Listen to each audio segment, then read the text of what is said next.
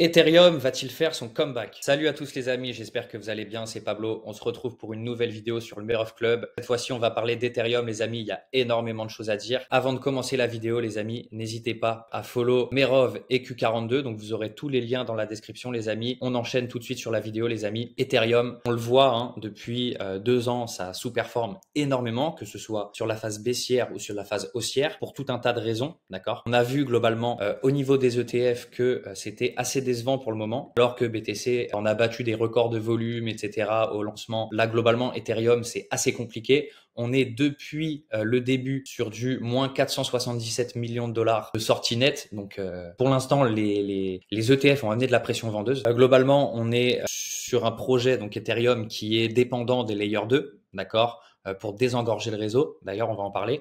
Le problème, c'est quoi? C'est que ça cause une fragmentation des liquidités, d'accord? En fait, les liquidités sont éparpillées à travers tous les L2 et en tant qu'utilisateur, faut faire à chaque fois le transit d'un layer 2 à l'autre, du layer 1 à un layer 2, etc. Et c'est assez ennuyeux.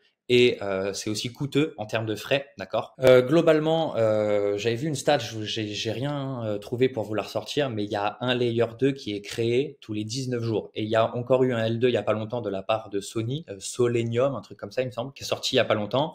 Globalement, voilà. Le problème étant que ça sort énormément de L2, mais la majorité d'entre eux ne durent pas dans le temps. Je pense notamment à des Starknet, à des zk-Sync qui se sont fait ultra farmer et qui derrière ont perdu 90% de leurs utilisateurs quand ils ont donné le airdrop. D'accord?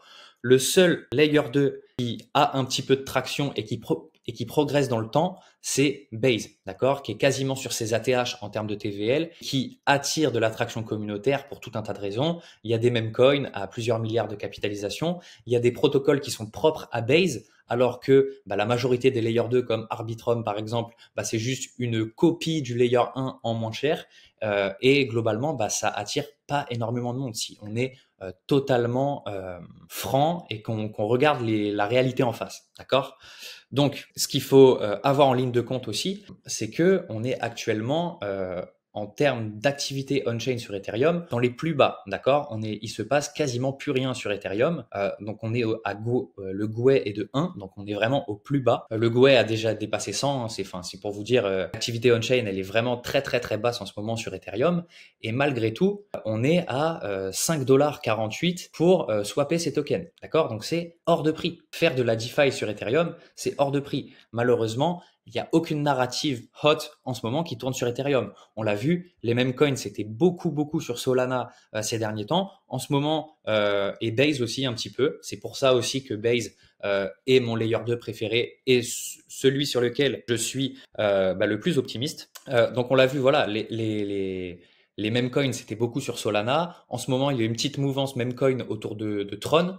D'accord? Mais globalement, sur Ethereum, il se passe pas grand-chose. D'accord? NFT quasi dead, il se passe pas grand-chose. Alors, je suis optimiste sur les NFT et je pense que il y aura une partie du bull run qui mettra les NFT en lumière, d'accord? Mais pour l'instant, c'est pas encore le cas. La majorité des collections se font complètement dégommer. Il y a quelques collections qui arrivent à attirer de l'attraction, etc. Mais globalement, le problème de la majorité des collections NFT, c'est que ils arrivent plus à deliver, ils ont plus rien à proposer et le projet sombre dans l'oubli petit à petit, d'accord? Prise en main pour les nouveaux complètement mauvaise, très difficile. Utiliser un MetaMask, utiliser un bridge, regarder le gas price, c'est des choses qui sont reloues pour les nouveaux, hein, on va se le dire. Et puis même nous, en tant qu'utilisateurs confirmés, quand j'utilise mon MetaMask, ça m'embête beaucoup plus que quand j'utilise mon fantôme. Le wallet est beaucoup plus joli, l'interface est beaucoup plus sympa, tout apparaît automatiquement dans mon portefeuille, j'ai pas besoin d'aller copier-coller des adresses, où est-ce qu'ils sont mes NFT, etc. Il n'y a pas de bridge à utiliser, pas besoin de checker les frais de transaction avant de valider ma transaction tellement les frais ils sont bas. Et tout ça, c'est des trucs auxquels il faut penser. Un nouvel utilisateur, je suis désolé, il a pas envie d'aller faire de la DeFi sur Ethereum. Et ça peut tout à fait se comprendre, d'accord? Donc, la question étant, est-ce que c'est le bon moment pour se positionner sur Ethereum, d'accord? Donc là, on va aller faire un petit tour sur les graphiques ensemble, les amis. Alors, donc on est sur Ethereum BTC, d'accord? Donc là, on le voit, les amis, depuis septembre 2022, donc depuis maintenant 2 ans, Ethereum sous-performe continuellement. Ça fait 2 ans. On est dans un canal baissier que j'ai dessiné en orange. Voilà, globalement, ça veut dire quoi? Ça veut dire que tu performes moins bien en étant positionné sur Ethereum que sur Bitcoin. Ethereum étant un investissement plus risqué que Bitcoin, tu prends plus de risques et tu as moins de gains. Donc, je vois que c'est vraiment pas intéressant, d'accord? La question étant, est-ce qu'on commence pas à entrer sur des zones qui peuvent être intéressantes pour se positionner? Peut-être, c'est pas sûr, et il y aura besoin d'attrait X ou Y pour que Ethereum surperforme Bitcoin. Mais là, globalement, on est dans une zone, donc les 61,8 de Fibonacci, qui peut être intéressante pour commencer à se positionner, d'accord? C'est pas dit qu'on n'aille pas plus bas, c'est pas dit qu'on commence à latéraliser avant de partir sur la phase de bull run qu'on pourrait avoir d'ici la fin d'année ou en 2025. Et globalement, la question c'est aussi, est-ce que on peut avoir un point culminant, donc par rapport au dernier marché aussi en 2021, sur cette fameuse paire Ethereum-Bitcoin? J'ai fait des petits calculs avec ce que je pense être les ATH de ce prochain cycle. On va tabler sur un BTC à 150 000 $ et sur un Ether à 10 000 $. Ça nous ferait aller dans cette zone-là, autour des 0,0666. Peut-être que je me trompe. J'espère qu'on va faire un ATH, même si je suis vraiment pas optimiste quant à cela. On a vu aussi Solana qui a pris énormément de traction face à Ethereum, qui est au niveau de ses points culminants et qui, selon moi, pourrait continuer à pousser. Je pense que c'est possible qu'on aille sur la paire Solana-Ethereum à 0,10. Donc, si on a un Ether à 10 000 $, ça nous ferait un Solana à 1000. D'accord. Donc voilà, globalement, Ethereum se fait malmener pour le moment face à des cryptos comme BTC et Solana. Solana, c'était la grande révélation des 12 derniers mois, si je puis dire. Ce serait bien qu'Ethereum commence à surperformer puisque ça entraînerait sûrement le reste du marché à la hausse et ça ferait péter des narratives comme les NFT, etc. D'accord. En attendant, je sais qu'il y a énormément de gens qui sont un petit peu collés dans leurs investissements sur Ethereum, qui ont une très grosse partie de leur invest sur Ethereum, tout simplement, et qui malheureusement sous-performent avec une très grosse partie de leur portefeuille. Tu fais moins bien que BTC, tu fais moins bien que d'autres cryptos comme Solana par exemple. C'est assez problématique. Et en plus de ça, tes Ethers, ils ne servent pas à grand chose puisque les narratifs sont mortes, la DeFi sur Ether, c'est un petit peu mort, etc. Donc, il faut trouver des solutions. D'accord. Une solution ultra intéressante, c'est de rotate, les amis. Rotate, selon moi, c'est vraiment quelque chose de primordial sur le marché crypto. Vous le savez, sur le Murov Club, ça fait partie de notre thèse d'investissement de ne pas hodl, les amis. D'accord. Quand on a un investissement qui montre des signes de faiblesse, il faut savoir rotate vers quelque chose de plus intéressant et vers une opportunité qui nous offre un meilleur ratio risque-récompense. D'accord. Il y en a quelques-unes, selon moi, qui peuvent être intéressantes.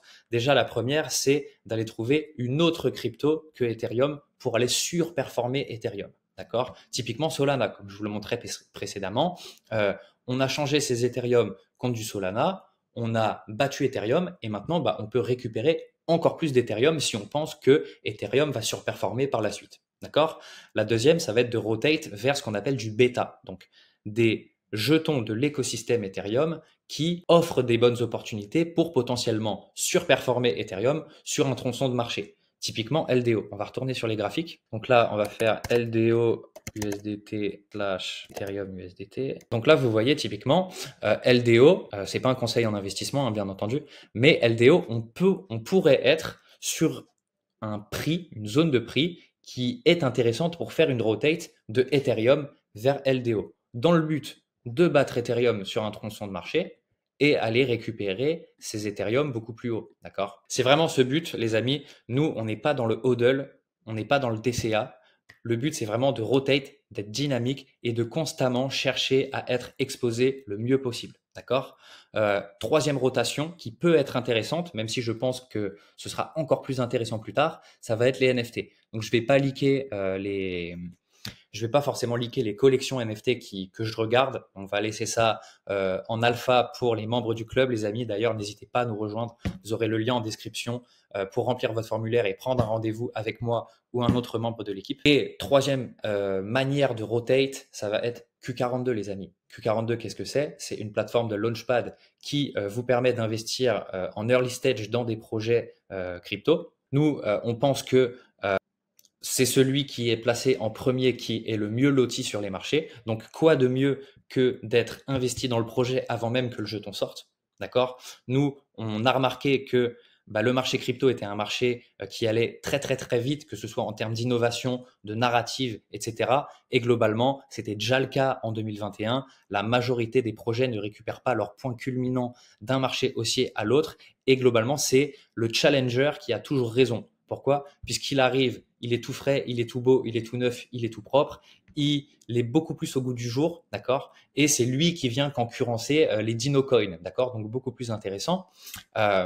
Sur Q42, on a accès à des deals qui sont ultra alléchants. Pourquoi? Puisque on est sur des valuations, donc des valorisations qui sont très très basses. Prochaine sale, ça va être eAgent qui arrive bientôt, donc n'hésitez pas à créer votre compte sur Q42 histoire d'être prêt pour participer à eAgent, les amis. Vous aurez encore une fois le lien en description. Donc dernière sale, c'était Everreach, les amis. Typiquement, voilà, on est sur un jeu triple A. Ils ont une énorme communauté sur les réseaux. Ils délivrent énormément et je suis convaincu que ça va être un projet top tier dans la narrative gaming. 21 millions de valo. 21 millions de valorisation en crypto, c'est rikiki, c'est minimum. C'est vraiment minuscule, d'accord? Et c'est ce type d'opportunité qui peut offrir d'une part des rendements qui sont énormissimes, d'accord? Un temps d'exposition qui est beaucoup plus court et un investissement qui est beaucoup plus antifragile que d'acheter des altcoins sur les marchés secondaires, d'accord? On l'a vu il n'y a pas longtemps, le marché a un petit peu craché, on a BTC qui est allé à 50 000 $, Ethereum qui est retourné à 2 000 $, etc. Vos lignes, vos investissements VC, ils ont fait moins 0%, ils n'ont pas bougé d'un brin, d'accord? Et là où ça peut être très très intéressant en termes de temps d'exposition, c'est que une fois que le token est release, vous commencez à recevoir une partie de vos jetons et à recevoir des jetons tous les mois. Et à ce moment-là, c'est à vous de faire votre boulot. Est-ce que je garde les tokens et je spécule parce que je pense que ça peut aller plus haut en termes de valorisation, ou est-ce que je récupère mes profits de mon investissement maintenant? Donc voilà. N'hésitez pas à poser des questions dans les commentaires, les amis. Likez, partagez la vidéo. Vous aurez tous les liens en description, les amis. Donc, n'hésitez pas. Comme je vous le disais, voilà, eAgent, ça arrive d'ici 2 semaines. Il y aura des announcements qui sont faits sur les réseaux Q42, donc le Telegram, le Twitter. Donc, n'hésitez pas à follow pour rien rater. Likez la vidéo, partagez et je vous souhaite une excellente journée, les amis.